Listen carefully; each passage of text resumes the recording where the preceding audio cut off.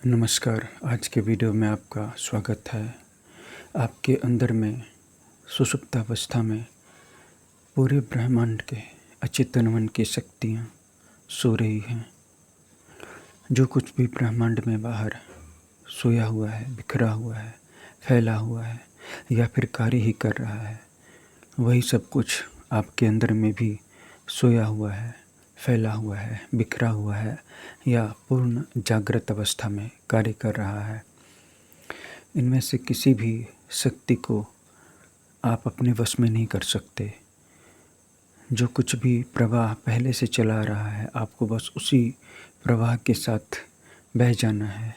जैसे नाव चलाने वाला अगर ताकत लगाएगा तो बहुत जल्द विपरीत दिशा में बहने वाली हवाएं उसे बहा देंगी, थका देंगी, पराभूत कर देंगी, हरा देंगी। लेकिन अगर वो बस जिधर हवा ले जा रही है उधर पाल खोल दे तो ताकत भी नहीं लगानी पड़ेगी। इसी तरह ब्रह्मांड की जो 4 शक्तियाँ हैं, सुषुप्त शक्तियाँ, फैली हुई शक्तियाँ, बिखरी हुई शक्तियाँ तथा जागृत शक्तियाँ और जागृत होकर के भी क्रियामान होकर के कार्य करने वाली शक्तियाँ, ये 4 तरह के लोगों में दिखाई पड़ती हैं। कुछ लोग इस दुनिया में सोए हुए हैं, उनका पूरा जीवन नींद में ही गुजरेगा और वो जो कुछ भी कर रहे हैं वो उनके डीएनए में, उनकी कोशिकाओं में आदत के कारण कर रहे हैं और वो पूरे जीवन भर वही काम करेंगे जो उनको जेनेटिकली कोडिंग दी गई है, जिसका उनको फीडबैक दिया गया है। सवाल ये उठता है कि क्या वो गलत है? नहीं, अपने आप में कोई भी गलत नहीं है, कोई भी सही नहीं है। आप जान लीजिए कि दुनिया में कुछ लोग सोए हुए हैं क्योंकि वो ब्रह्मांड की अचेतन और सुषुप्त शक्तियों का प्रतिनिधित्व करते हैं। ब्रह्मांड में जो कुछ भी सुषुप्तावस्था में है, सोया हुआ है, ऊर्जा के रूप में है, चेतना के रूप में है, उसकी व्यक्ति भी कहीं ना कहीं जीवन के रूप में तथा जीवधारियों के रूप में हो रही है। ये लोग पशु हो सकते हैं, ये लोग आत्माएं हो सकते हैं, ये लोग इंसान हो सकते हैं। कुछ इंसान जीवन भर सो करके अपने लक्ष्य को चेज करते हैं। जैसे डॉक्टर का बेटा है तो डॉक्टर बनेगा, टीचर का बेटा है तो इंजीनियर बनेगा, प्रोफेसर बनेगा। लेकिन वो इससे अलग हट करके कुछ भी नहीं सोचेंगे। बहुत अच्छा इंजीनियर बन जाएंगे, बहुत अच्छा डॉक्टर बन जाएंगे, लेकिन इससे अलग हट करके वो कुछ भी नहीं करेंगे क्योंकि उनकी पूरी की पूरी जो प्रोग्रामिंग है उसी तरह की है, फीडबैक ही है और चेतना लेकिन सोई हुई है। क्वालिटी उम्दा है। एक मज़दूर का बेटा मज़दूर ही बना रहेगा, एक नाई का बेटा नाई बना रहेगा, एक पंडित का बेटा पंडित बना रहेगा, एक लॉयर का बेटा शायद लॉयर बन जाएगा, एक शिक्षक का बेटा शायद शिक्षक बन जाएगा, शायद बेहतर शिक्षक बन जाएगा, लेकिन अलग से कुछ नहीं करेगा। इससे वे गलत नहीं ठहर जाते हैं। मैं बस सिर्फ इतना कह रहा हूँ कि कुछ लोग सोए हुए हैं। अब हम आते हैं दूसरे लोगों की कैटेगरी पर। कुछ लोग बिखरे हुए हैं। आप देखेंगे कि कुछ लोग जीवन की छोटी छोटी समस्याओं में उलझ गए हैं, थक गए हैं, हार मान चुके हैं। उनको समझ में नहीं आ रहा है कि वो अपना घर कैसे साफ रखें या अपनी डेली की रूटीन कैसे फॉलो करें, दिनचर्या व्यवस्थित कैसे करें। बस हल्की सी समस्या आई और वो बिखर गए। उनके जीवन की शक्तियाँ भी बिखरी हुई हैं, सब कुछ आउट ऑफ कंट्रोल है। प्रॉब्लम ज़्यादा बड़ी नहीं है, हो सकता है थोड़ी बहुत कर्ज भी हों, लेकिन फिर भी जो भी एक बात तय है कि वो परेशान दिखेंगे आपको, क्योंकि ब्रह्मांड की कुछ शक्तियाँ बिखरी हुई हैं तो उन्हीं का रिप्रेजेंटेशन करते हैं कुछ जीवधारी, कुछ जीव जंतु, कुछ आत्माएं। आत्माओं के जगत में भी कुछ आत्माएं परेशान हैं, दुखी हैं, जबकि कुछ आत्माएं जो हैं मज़े से हैं। भले ही वो अज्ञानी हैं, भले ही वो अंधकार में हैं, या फिर भले ही वो बहुत ही शक्तिशाली हैं या बहुत ही एनलाइटेंड हैं, वहीं कुछ आत्माएं बिखरी हुई भी हैं। संसार में जीव जगत में तथा इंसानों की भीड़ में भी आपको बिखरे हुए लोग दिख जाएंगे। अब आते हैं, कुछ शक्तियाँ फैली हुई हैं। वैसे तो ये भी कहा जा सकता है कि हाँ, जो शक्तियाँ सोई हुई हैं वो फैली हुई हैं, वो भी फैली हुई हैं, जो बिखरी हुई हैं वो भी हर जगह फैली हुई हैं, लेकिन उनके अंदर में वो ताकत नहीं है। उनके अंदर में विकट परिस्थिति का सामना करने का नैक नहीं है, हुनर नहीं है। एक डॉक्टर का बेटा बहुत बढ़िया डॉक्टर बन सकता है, लेकिन अगर उसके जीवन में ज़रा से भी डगमगाहट आएगी तो वो बिखर जाएगा, क्योंकि उसको एक्सपीरियंस नहीं है। मैं एक व्यक्ति को जानता था, वो एक बहुत बढ़िया ब्यूरोक्रेट थे। वो एक जिलाधिकारी के स्टेनो थे, पीए थे, लेकिन उनके जीवन में दुर्भाग्य से एक गलत केस हो गया था। ये केस दुर्भावना से किया गया था या गलती से हो गया था। इसके बाद उनके जीवन में जो बदहाली शुरू हुई, जो क्राइसिस शुरू हुई, क्योंकि उनको नौकरी पाने का हुनर था, जिलाधिकारी के साथ काम करते थे, डीएम के साथ, लेकिन अपने जीवन में आने वाली क्राइसिस से लड़ने का कोई हुनर नहीं था। फिर उसके बाद उनके जीवन में दुर्घटना भी हुई, दुर्घटना में भी वो बिखर गए और बाद में फिर बहुत मजबूत होकर के उभरे, क्योंकि उनके अंदर में जो सोई हुई चेतना थी वो इन समस्याओं से उलझ करके जाग गई। अब दुर्घटना में उनका हाथ पैर टूट गया था, पैर टूट गए थे, उससे लड़ने का हुनर भी आ गया और केस मुकदमे से लड़ने का भी हुनर आ गया और बाद में काफ़ी मजबूती से उभरे, जीवन में प्रतिष्ठा प्राप्त की, धन दौलत संपत्ति, जो कुछ भी एक मिडिल क्लास या अपर क्लास इंसान चाहता है, सब कुछ, बल्कि उससे कहीं ज़्यादा उनको मिला। उनके 2 बेटे भी हुए, उन्होंने इंजीनियरिंग की पढ़ाई पूरी की और वो शिक्षण संस्थान भी चला रहे हैं। लेकिन जब उनके जीवन में क्राइसिस आई थी, उस वक्त उनके जीवन में क्राइसिस से लड़ने का कोई अनुभव नहीं था। उनको बस इतना पता था कि हाँ, पढ़ाई करना है, नौकरी हासिल कर लेनी है, सरकारी नौकरी, पैसे कमा लेने हैं, बस हो जाएगा, सब ठीक हो जाएगा, इतना ही काफ़ी है। उनको इस बात का ज़रा भी अंदाज़ा नहीं था कि जीवन में ऐसा भी हो सकता है। और वहीं मेरी जानकारी में एक और व्यक्ति थे, वो एक पथ परिवहन निगम में, यानी कि सरकारी बस में संवाहक थे, कंडक्टर थे। उनके जीवन में परेशानी ही परेशानी थी, आराम था ही नहीं।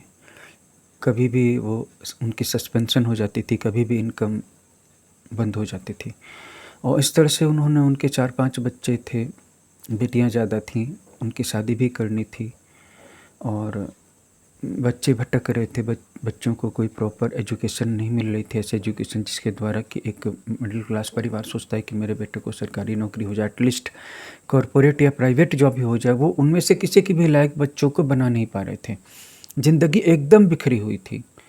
लेकिन मज़े की बात यह है कि हुनर बहुत ज़्यादा हो गया था संकटों से लड़ने का। उनके जीवन में हर जगह से संकट आए। उनकी प्रॉपर्टी में डिस्प्यूट हुआ, दुश्मनों ने प्रॉपर्टी पे बिल्डिंग नहीं बनाने दी। उनकी नौकरी में 2500-50 बार सस्पेंड हुए। फिर जब उनकी बड़ी बेटी की शादी हुई तो उनकी जो संतानें हुई उसमें दुख के प्रसंग आए। फिर जब उनकी मंझली बेटी की शादी हुई तो उसका अपने पति के साथ एडजस्टमेंट नहीं हुई 4-5 साल तक। फिर छोटी बेटी की शादी हुई, उसके साथ भी वही हुआ। फिर उनके बेटे की शादी, फिर उसके साथ भी वही हुआ और आर्थिक दिक्कतें प्रबल बनी रहीं और सामाजिक, पारिवारिक और इवन कि घर के अंदर भी, जैसा कि हो ही जाता है कि अगर मध्यम वर्गीय परिवार है और थोड़ी सी आर्थिक दिक्कत आती है तो घर के लोग आपस में लड़ने लगते हैं, बेटे बाप, भाई भाई, सब आपस में एक दूसरे के दुश्मन से बन जाते हैं। तो उनका जीवन बिखरा हुआ था लेकिन जागृत था और वो जो ब्यूरोक्रेट के पीए थे, स्टोने थे, उनका जीवन बिल्कुल सुव्यवस्थित था लेकिन सोया हुआ था। तो वो एक अधिकारी तो बन गए, उनके दोनों बेटे भी इंजीनियर्स बन गए, लेकिन अपने पिता के स्ट्रगल्स को देख करके दोनों बेटे बहुत ही जागरूक हुए। जागरूक इतने हुए कि एग्रेसिव हो गए, खतरनाक हो गए और निडर हो गए पूरी तरह से। बल्कि एक तरह से लोग उनसे डरने लगे, समस्या उनसे डरने लगी। उनके अंदर डर नाम की कोई चीज़ पाई ही नहीं जाती थी, क्योंकि हर तरह के कार्य का तजुर्बा हो गया, हर तरह के सोर्स से पैसे कमाने का तजुर्बा हो गया और निडरता आ गई। और पीछे अपने अधिकारी पिता की शक्ति थी ही, जिसका उपयोग भले ही उनको नहीं पता था लेकिन बेटों को इनका फ़ायदा मिला। तो दुनिया में कुछ लोग बिखरे हुए मिलेंगे और फिर दुनिया में कुछ लोग फैले हुए मिलेंगे। आप देखेंगे कि ये लोग बिल्कुल सामान्य गुट्टी के हैं लेकिन हर जगह फैल जाते हैं। जैसे मच्छर, मच्छरों को मारना बहुत आसान है। मच्छर आपको काटेंगे तो मच्छरों को आप मार सकते हैं एक थप्पड़ में, लेकिन फिर 200 नए मच्छर आ जाएंगे। आप मच्छरों को भगाने के लिए मच्छर अगरबत्ती जला सकते हैं, धुआं कर सकते हैं। इसके बाद 10 मिनट या 1 घंटे के बाद जैसे ही धुआं ख़त्म होगा, ठीक वैसे ही 5000 नए मच्छर आ जाएंगे। आप क्या करेंगे बोलिए? ये दिन रात चारों तरफ से घिरे रहेंगे। ऐसे ही कुछ लोग ऐसे हैं जिनकी ताकत उतनी ज़्यादा नहीं है, लेकिन संगठन या संख्या के कारण ये हर जगह फैले हुए हैं, और आप इन्हें जागा हुआ भी नहीं कह सकते और सोया हुआ भी नहीं कह सकते।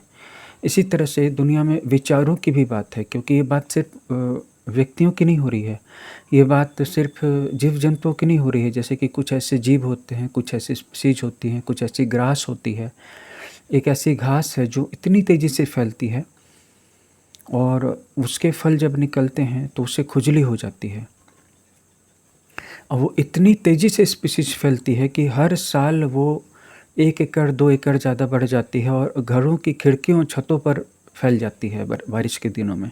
अगर आपने उसे समय रहते साफ़ नहीं किया तो हर जगह वही प्रजाति मिलेगी। तालाबों में भी हरी हरी पनडुब्बियाँ पाई जाती हैं और इनकी संख्या बढ़ जाती है, ये बहती रहती है नदी में, फिर केवल यही दिखाई पड़ती हैं और इसके बाद कोई और प्रजाति को ये फैलने का अवसर नहीं देती हैं।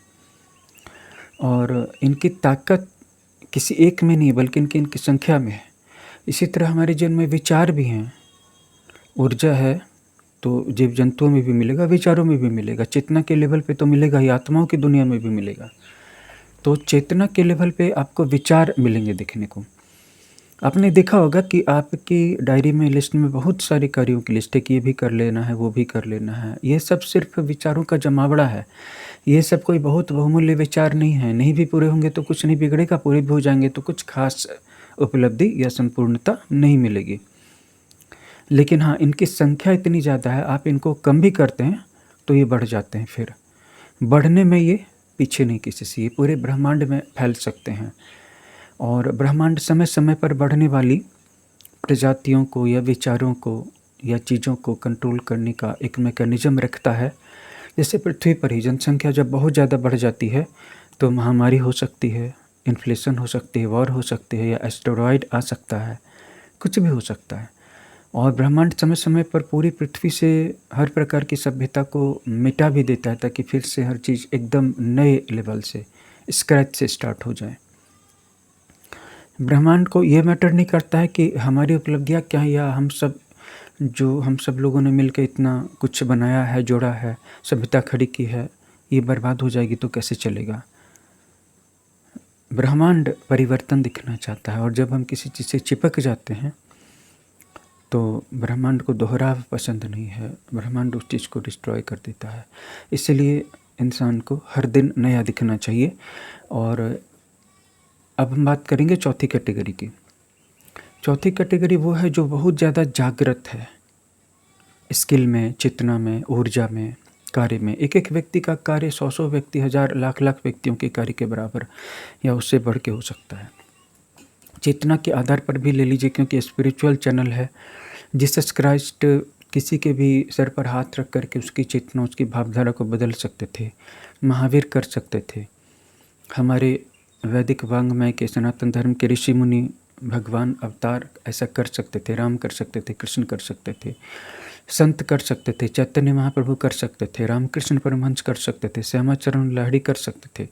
किसी के भी सीने पे या माथे पे हाथ रख देंगे तो उस व्यक्ति को भगवान के दर्शन हो जाते थे, वह व्यक्ति आध्यात्मिक हो जाता था, उसके अंदर भक्ति की धारा फूट जाती थी, उसको आत्मज्ञान हो जाता था, उसको ब्रह्म के दर्शन हो जाते थे। तो ऐसे व्यक्तियों की ऊर्जा खुद बहुत ज़्यादा जागृत होती है। तो ब्रह्मांड में वो स्तर भी है अस्तित्व का जहाँ पर कि चेतनाएँ या आत्माएँ बहुत ज़्यादा जागृत हैं, और ये मास लेवल पे लोगों की, लाखों करोड़ों लोगों की चेतनाओं को बदलने का कार्य कर सकती हैं और करती ही रहती हैं। तो जगत में कुछ आत्माएं बहुत ही अधिक जागृत हैं, कुछ विचार बहुत ही अधिक जागृत हैं। आपने देखा होगा कि आप एकदम से सोए हुए थे, उठ नहीं पा रहे थे, उठने का मन नहीं था, अचानक से कोई विचार आता नहीं है कि आप कब उठ के खड़े हो जाते हैं और काम करने लग जाते हैं, क्योंकि ये उस विचार की शक्ति नहीं थी, बल्कि उस विचार के पीछे उस आत्मा की शक्ति थी, उस चेतना की शक्ति थी, पूरे ब्रह्मांड की शक्ति थी। तो हम सब लोग अपने अपने कर्मों और विचारों के अनुसार इन चारों में से किसी एक गति में जाएंगे।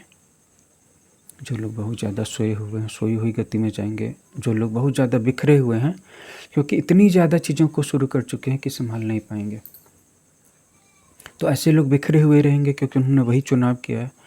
कुछ लोग फैले होने का चुनाव करते हैं, संख्या बढ़ाते हैं और हर चीज़ को भर देते हैं, हर खाली जगह को भर देते हैं, लेकिन क्वालिटी का काम नहीं होता है, लेकिन संख्या की ताकत होती है। और ये जागृत भी नहीं है तो सोए हुए भी नहीं हैं। और फिर चौथी कैटेगरी ऐसी है जहाँ पर कि लोग बहुत जागृत हैं। आपने कुछ यूट्यूब चैनल्स को ऐसा देखा होगा जहाँ पर कि सप्ताह में 1 या 2 वीडियो आते हैं, महीने में 1, लेकिन बहुत ही डीप होते हैं, गहरे होते हैं। और कुछ चैनल्स पे सुबह शाम वीडियो आ जाते हैं, तो वहाँ पे क्या चेतना का बल कार्य कर रहा है क्या? वहाँ पे चेतना का बल नहीं कार्य कर रहा, वहाँ पे संख्या का बल कार्य कर रहा है। वो फैली हुई शक्ति हैं, वो फैल जाएंगी, बहुत ज़्यादा फैल जाएंगी।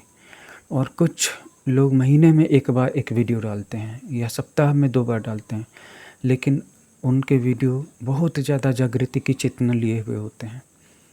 हम सब अपने अपने जीवन में जिस तरह की ज़िंदगी जिएंगे, जिस तरह का कर्म करेंगे, जिस तरह की चेतना का और मार्ग का चुनाव करेंगे, ठीक उसी तरह से हमारी भी गति होगी। और आत्माएं जंप करती हैं।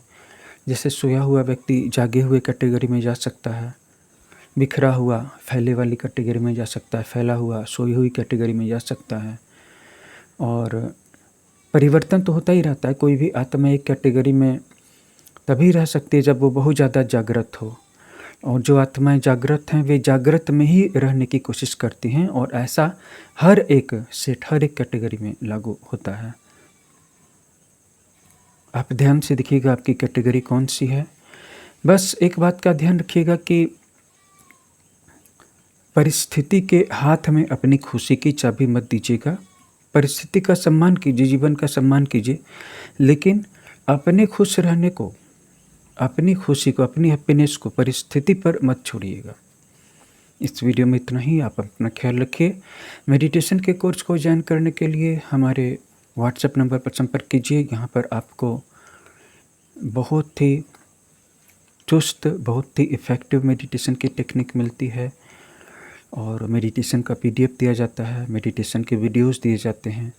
इस मेडिटेशन को मात्र 3 महीने फॉलो करके आप जिस लेवल पे हैं उस लेवल से काफ़ी लीप कर सकते हैं, काफ़ी जंप प्राप्त कर सकते हैं, काफ़ी आगे जा सकते हैं। अपनी चेतना की क्वालिटी में बहुत ज़बरदस्त उत्थान, सुधार और परिवर्तन महसूस कर सकते हैं, जिसका प्रभाव आपको और परिणाम आपको मिलेगा न सिर्फ अपने आध्यात्मिक जीवन की क्वालिटी में दिखने को, बल्कि अपने दैनिक कामकाज के जीवन में तथा फाइनेंशियल लाइफ में भी अंतर महसूस होंगे।